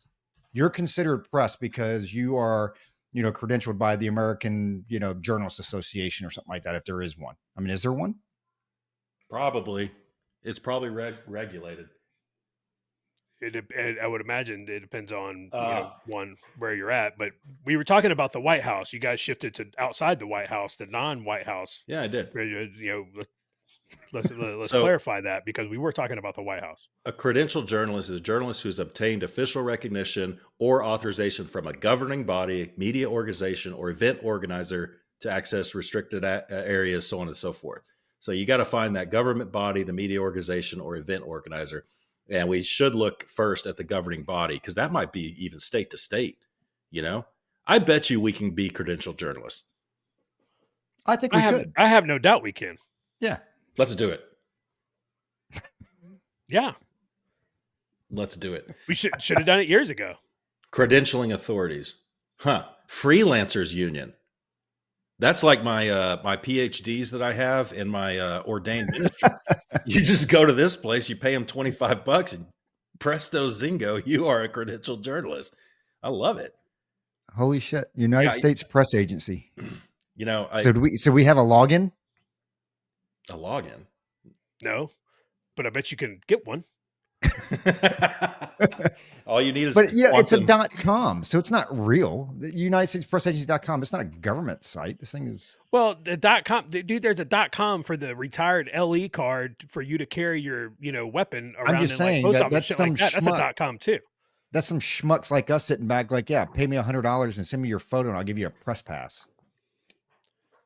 Hey, man. It doesn't mean it's not valid. I went down the rabbit hole on the Denali. Dude, the Leosa, people get the Leosa from a .com website, right? I get it. And guess what? That Leosa is valid. I get it. So every .com website's valid. I got it. I got it. Yeah, because that's what I said. I like pizza. Retard. I'm not even going to talk about Denali and Mount McKinley. I'm tired of y'all. This episode's YouTube's deep six in this one. We've said too many words. We just all we got to say now is COVID. You know, when Brett Weinstein was on Joe Rogan, I was listening to it. I was walking the dogs today, and he said that one of the things he does when he goes to see a new doctor is he asks him point blank, what were your policies and procedures during COVID? In other words, how did you handle COVID? And if he doesn't like the answer, he finds another doctor. And I think that's a good thing. It's hard enough to find a doctor though, man. Dude, that's a very fair point. And I think, what did I text the other day? I forget the lady that I was listening to on Fox. She was talking about damn masks again. Ugh. Like, everybody hated masks, and it's like, as soon as I heard that, I'm like, no, dude, we're not going down this rabbit hole again. Which, by the way, it's crazy. We talk about the media. Do you know that you're having a measles outbreak there in Texas? Yeah, I did. Yeah. I think I have it. Seminole, Texas. Of course, it's all Robert F. Kennedy's fault, even though he was just confirmed. It's all his fault. It's right up there with Jen Psaki and the $400 million that went to Tesla. It's like that actually happened under the Biden administration. So I wonder what the Mennonite, y'all know what Mennonites are, right? Yeah. Yeah. Okay. I wonder what their stances are on vaccines. I'll have to look that up because it's in Seminole, Texas, and Seminole, Texas is, there are a lot of Mennonites in Seminole, Texas. In fact, Seminole, Texas is holy ground for the Mennonite religion. Never could figure out why, but it's considered Holy Land. So if they're against vaccines, maybe that's one of the reasons there's a measles outbreak there. I don't know. Could be. You guys are still fuming about that little spat you got in, didn't you? Aren't you? No. I was actually reading about press passes. You're still looking at press passes. I was looking at press passes. So I don't know, the measles outbreak, whatever. It's, dude. You know what? The measles outbreak. Nobody cares. That's a great shirt right there. The measles outbreak, whatever. I am going to order 2 shirts. It's one of those things I got to sit down and actually do it. Right. Let me ask you this though, Roger. You asked, what do you think the reason is? Right. When did you submit that T-shirt design? So whenever I texted it to you guys, was that yesterday morning? So that was something like that. Friday. I don't know if this Teespring, what is it? TeePublic. TeePublic. I don't know how big of a company it is, or if somebody's actually got to lay eyes on the design, but it could be something as simple as it's just the weekend, man. I don't know. But why was it flagged to begin with? Like, so normally when I upload a graphic, it's within 30 seconds. Even the one that Josh came up with, I mean, that wasn't flagged. The Mountain Meadows Outfitters, it didn't get flagged, so that was immediately uploaded. So I put, Gulf of America. You saw it, Gulf of America with a shield, EST 2025. So why would that even be flagged to begin with? Oh, I don't know. Who knows? I don't know if that's a conspiracy or not. We'll see. If it gets denied, then my radar will go up. But I will order some shirts. I don't know about Josh. Tell them about the Mountain Meadows Outfitters. I'm going to kick it to you in a second, but we have a T-shirt. It's all black, and it has like the Che Guevara style posterized image of Masood. Ahmad Shah Massoud, whom we all revere on this podcast. And if you don't revere him, stop listening to us, because you are a communist and a heathen and probably a jihadist, a fundamentalist, whatever. So I'll order that one with Massoud on it. I'd like to have another version on the back where it just has the phrase "I told you so." That would be a good one. There could be multiple versions of these shirts. Another one I'm going to order is the repeal the chicken tax shirt, and it has an image of a Toyota Hilux on it. Oh man, dude, those are legit. And there's another one, and then there's another 2, I think, and then there's the Mountain Meadows. Get the Jose Mofongo shirt? Yeah, you know what we should get the Jose Mofongo. If somebody orders the Jose Mofongo shirt and doesn't know what it means, reach out to us and we'll tell you pretty close to what the Jose Mofongo shirt actually means. It's kind of a private joke. And believe me, I think that listener Mo, I don't know if Mo listens or not, but he was going to order the Jose Mafungo coffee mug because it's kind of an inside joke. It's I think we have a few listeners who would, if they knew the inside joke, they would definitely order it. So if you're wondering what Jose Mafungo is, let us know, and you might end up ordering it.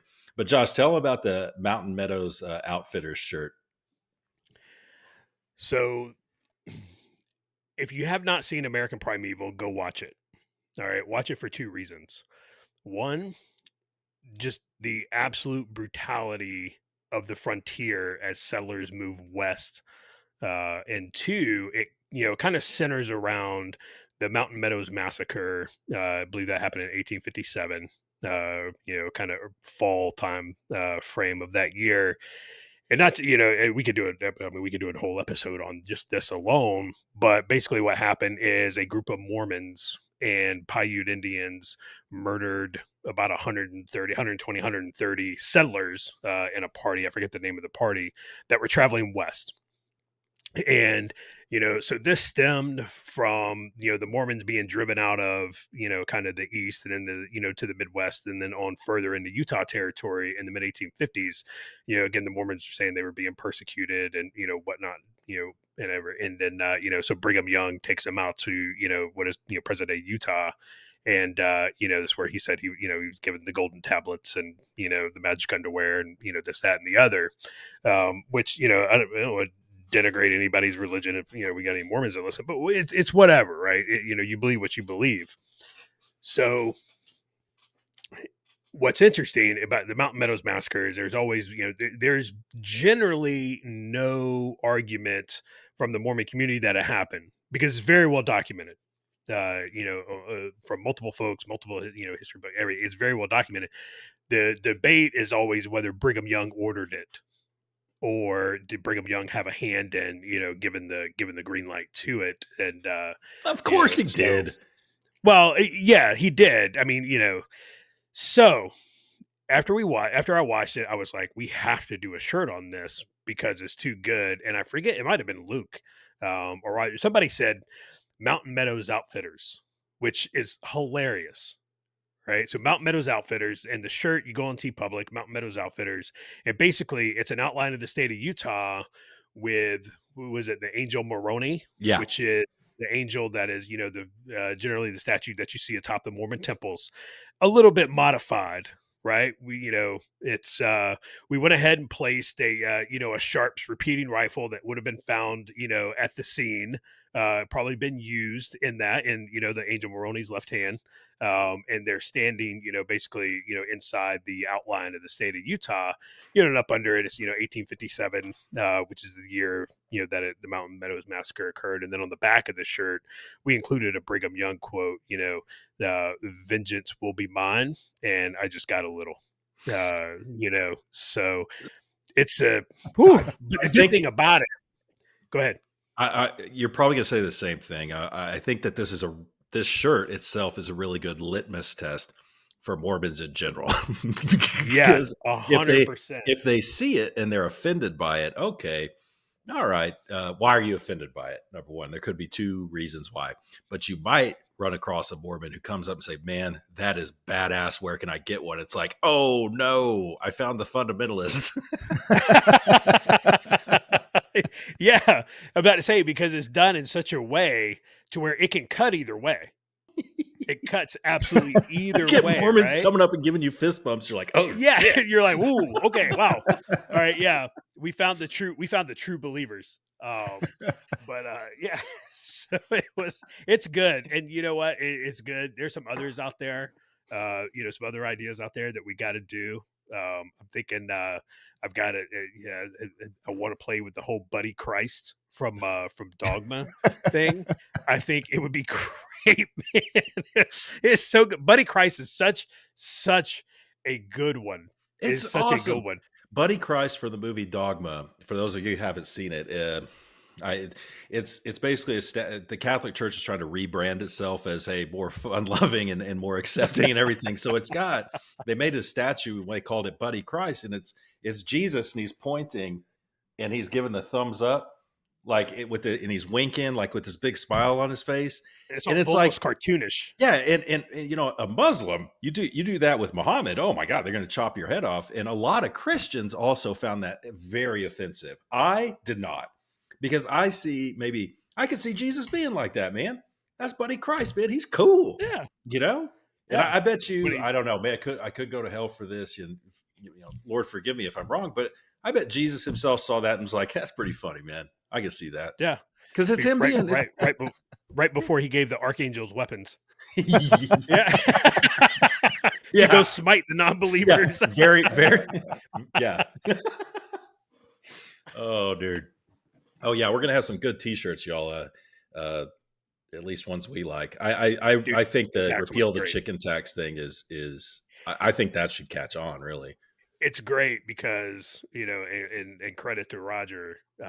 He put a modern Hilux on it, not the old school Hilux, just a modern Hilux with a Dishka. And we are fantastic.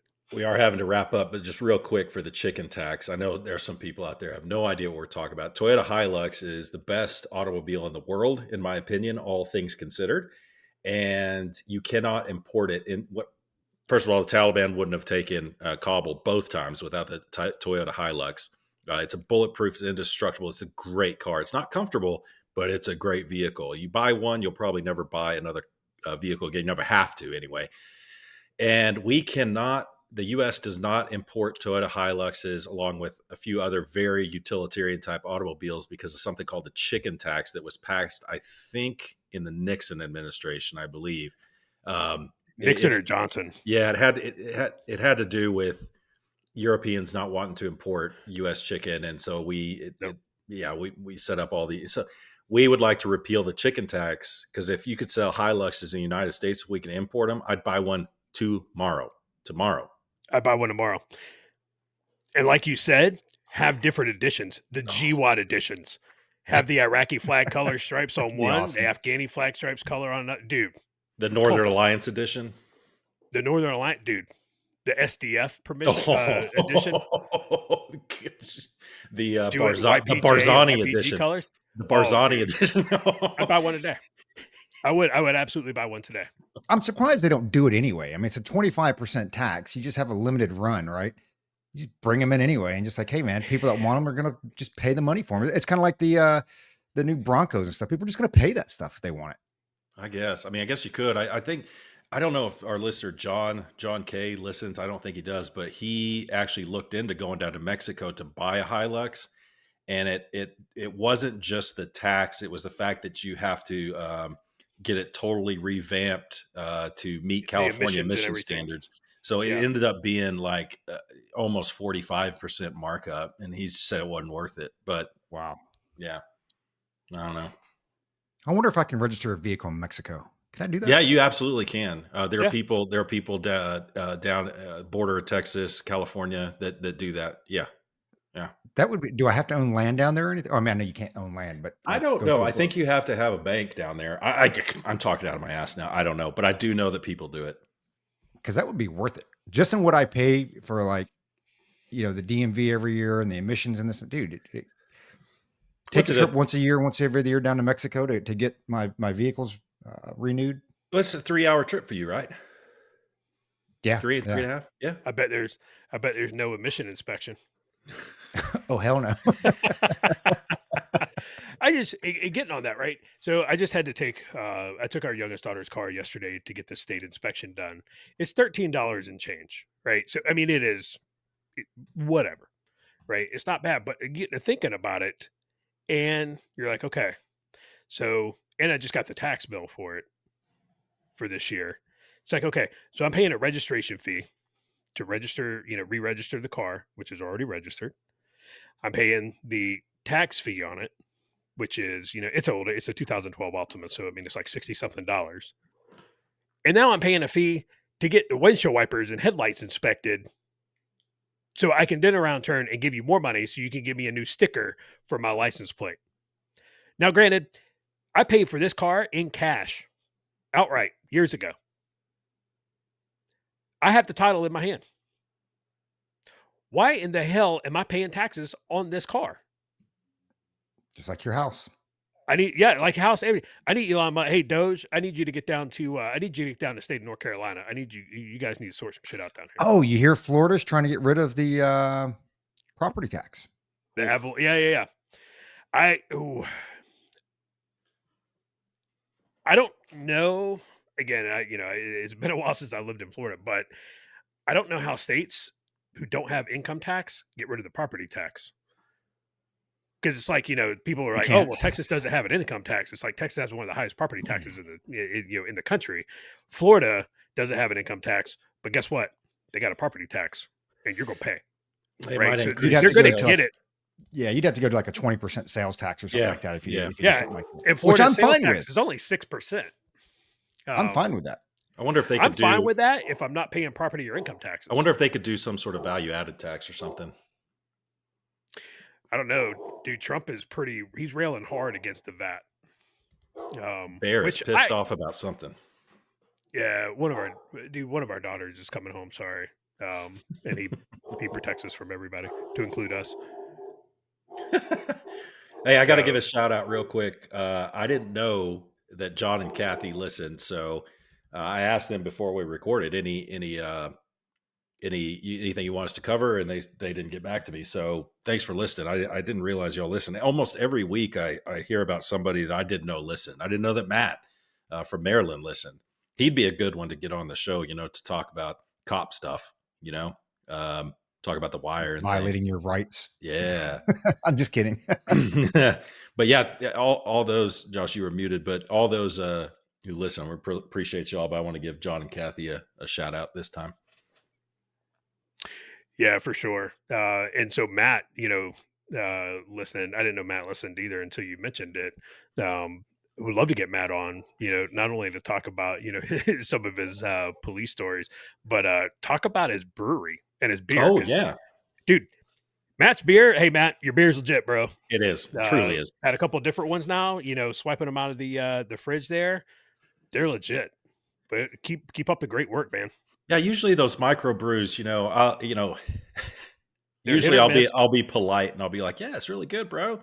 And then I turn around, I was like, I'll never drink that again. But his lager is really good. It's one of the better lagers I've ever tasted, man. So he's been brewing for like 40 years now or something. He needs to make a C3 lager. Oh, yes. Just saying. Matt. Yes.